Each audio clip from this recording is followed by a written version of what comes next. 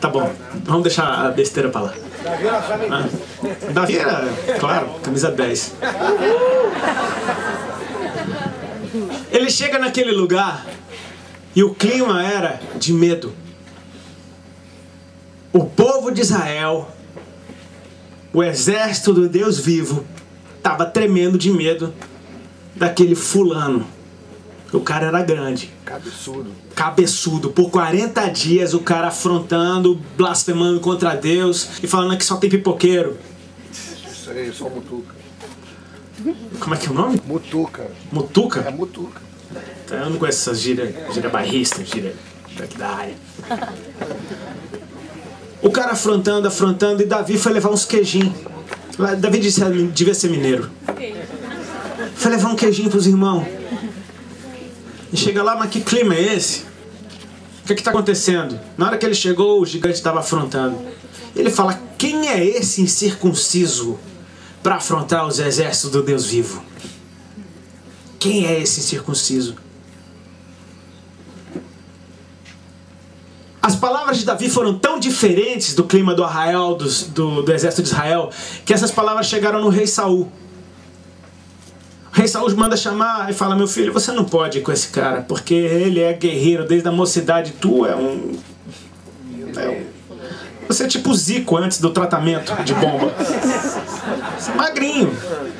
Não dá, não aguenta um canelaço. O cara é gigante, olha o tamanho da crenca. Aí Davi chega e fala, rei, o negócio é o seguinte, eu cuido das ovelhas do meu pai. E uma vez apareceu um leão metido a besta, e eu catei ele nas barbas e matei o bicho, e fiz a mesma coisa com o urso. Só que Davi não estava se vangloriando da força dele, porque ele sabe que ele mesmo, sozinho, não dava conta do leão e do urso. Você dá conta do leão e do urso? Eu não dou conta nem daquele coelho que está acampado ali na frente da minha casa. Se fosse eu para alimentar aquele coelho, eu ia jogar comida e... Ó, esse bicho vai morder meu dedo. Meu cachorro, eu tenho uns cachorrinhos desse tamanho que eu garanto que vocês não dão dentro com os bichinhos. Imagina com o leão, com o urso. Davi dá glória a Deus porque ele fala, se o Senhor me livrou do leão e da ursa, Ele vai me livrar desse gigante. Deus já tinha se revelado na vida de Davi como um Deus que protege ele na hora da batalha. No momento que Deus se revela no livramento do urso e da leoa, o medo de Davi de guerra vai embora. E Davi prevalece contra o gigante. E todo mundo agora sabe que Davi é um cara de responsa. Começam a cantar, Davi matou milhares. Davi sabia que já tinha sido ungido rei sobre Israel, porque o profeta foi na casa dele ungir ele. Mas ele respeitava Saul. Ele teve a oportunidade de matar Saul e ele não fez do jeito dele. Ele estava sempre esperando a hora certa. Meu irmão, quando o Senhor se revela na sua vida, o medo vai embora e a promessa uma hora vem. Você imagina para aquele menino que cuidava de ovelhas, ser ungido rei sobre Israel e pensar, esse profeta tá loucaço. Não tem como.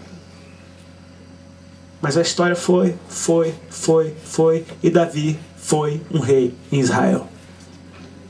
Porque ele acreditou na chamada para a vida dele e o medo foi embora. Você se lembra da história de Estevão? O primeiro mártir da igreja primitiva? Estava falando de Jesus no templo, os fariseus ficaram tudo endemoniados. E começaram a querer matar ele. Você acha que aquele homem não teve medo da morte? Quem não teria medo da morte, meu irmão? Quem não teria medo da morte? Você numa situação dessa? Você está falando de Jesus, você está falando, ei, vocês têm que acordar, Jesus é aquele. As escrituras estão falando dele. E os caras tudo louco, querendo apedrejar. Sabe o que acontece?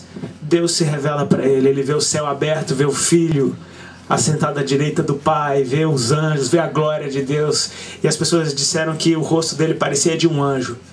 Você conhece alguém morrendo com cara de anjo? No momento que Deus se revela ali para ele, o medo da morte vai embora. Se tem uma coisa que impede eu e você de viver o melhor de Deus nessa vida, é o medo que a gente tem. É um espírito de medo. Eu aprendi numa conversa com um pastor, que eu tenho muita estima por ele. Ele é americano.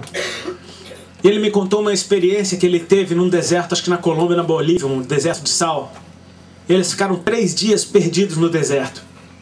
E ele estava no 14º dia de jejum dele, jejum seco, sem água, sem nada. E a temperatura no deserto caía a -15, -20. E eles sem agasalho, o carro sem gasolina, o carro atolou porque eles falaram, não, vamos costear as montanhas. Só que nas montanhas a água descia e ficava mole, então o carro atolou até a porta. Não tinha como sair, celular não pegava, a bússola ficou louca. E a minha esposa até perguntou, vocês não tiveram medo de morrer? Ele falou, isso é o de menos. Porque eles falaram que a guerra era toda na mente. E quando você consegue vencer o medo, Deus transforma isso em temor do Senhor.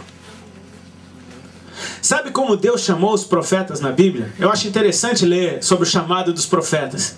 Porque profeta não era bem visto, porque profeta só aparecia para dar cacetada, só para falar o que ninguém queria ouvir. E o povo de Deus era o que matava os profetas. Olha Isaías estava no templo. Foi lá adorar a Deus num dia comum. De repente abriu a visão. E está lá o texto dizendo que Isaías, eu vi o Senhor assentado num alto e sublime trono. Repare como é que ele fala, num alto e sublime trono. Não era um trono qualquer, não era um trono altinho. É um trono, devia ser dos Estados Unidos esse trono, tão bonito. Não, era alto e era sublime. E as orlas do manto do Senhor enchiam todo o templo. Deus revela a grandeza dele. Os serafins acima dele, era uma visão grande, de coisas grandes. Porque quando Deus revela a grandeza, meu amigo, isso gera temor do Senhor. Como é que você vai temer o homem se você viu que Deus é muito maior?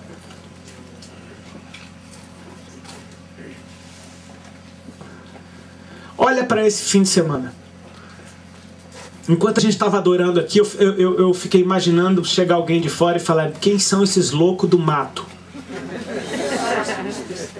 Que estão 1 hora cantando a mesma coisa, de olho fechado, com a mão para cima, o microfone tem umas horas que parece que está... mosquito, chuva, lama, um pavão doido que grita a noite inteira.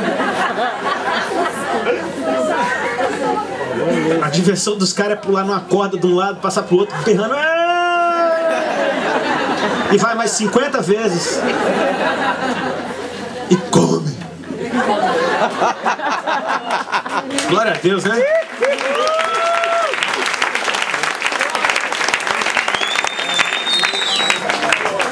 O Senhor te trouxe aqui para forjar em você um guerreiro.